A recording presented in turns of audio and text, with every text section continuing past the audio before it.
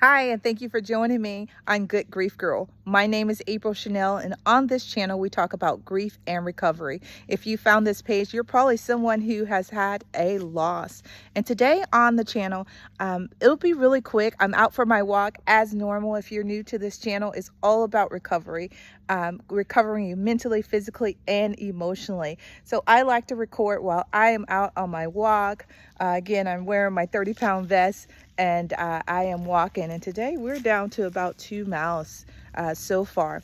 But on this today I want to talk about eating for your grief, because that's one thing that helps in the grief recovery process. What you're putting in your body is so vital, and you'll notice a difference, because when the grieving body is grieving, oftentimes, sometimes the body will crave that salty, sugar, sweet. You hear most people, if they've had a loss, they want to eat chocolate or they want to eat fried food, something, even if they're not normal, if it's something that's not even their normal. And if you're in the South and there's a funeral, everyone's bringing that fried chicken, because they know that it is comfort food, something that's going to fill you up and make you just exhausted, where all you can do is actually most of the times you can't sleep, so it just makes you kind of sit there and just feel bad. So let's talk about today, like some of those things that are brain foods. And one of those things that you can do, especially if you're grieving or you've had any type of loss, you want to start adding a lot of protein in your diet and your meal plan. I hate to say diet, but just your meal plan, because oftentimes we need to eat for our health, and we need to eat things that are serving our grief. Grief has a because we're working with different cortisone levels, grief also has a way of producing inflammation in the body. So one of the things, if you are someone who drinking water is going to be vital, by the way, because most of the time if you've had a loss, you're probably either crying or internally your body is sensing, that fight or flight, where it tends to produce a higher cortisone levels. So one of those things that you can do is definitely incorporate drinking a lot more water. Whether that's a loss through a death, whether it's a divorce, whether it's a life transition, water is your friend.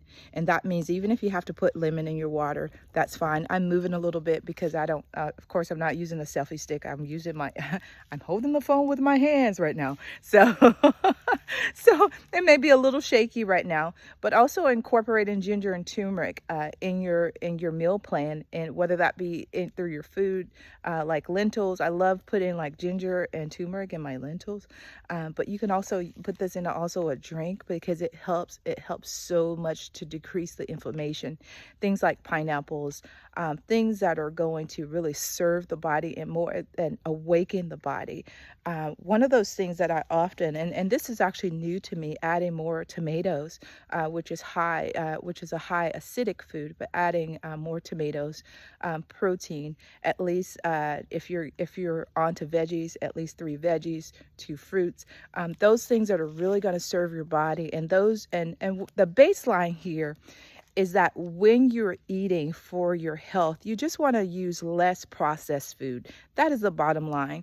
The less your food is processed, the less your food is handled by somebody else's hand or someone else's manufacturer, the better your body is going to feel, the better your body is going to move.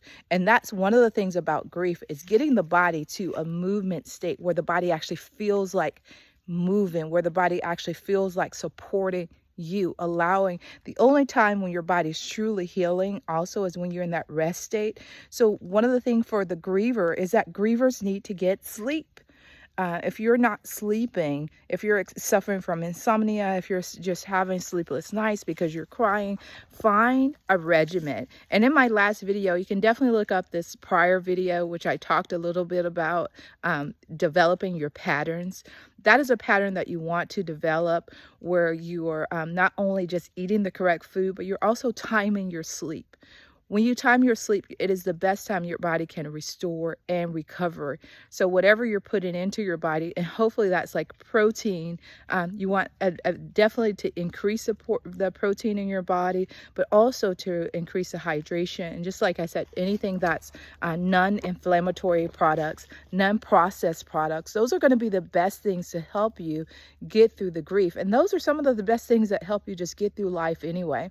So I hope you've enjoyed this time on our channel. Feel free to subscribe so that you know each time I post a video. But if this video was helpful for you today, go ahead and like it, share it with a friend, help the information get out there so that we begin to normalize grief, because grief is a normal and natural reaction to any type of loss. And sometimes that grief can be so debilitating that it makes you just feel like crap. It makes you feel awful. You can't work, you can't focus, you can't do the things that you would normally do in life because you are grieving. And so the more that we can talk about grief and healing and recovery with grief, the better we are. And the opposite of grief is really joy, is happiness. So let's get you there.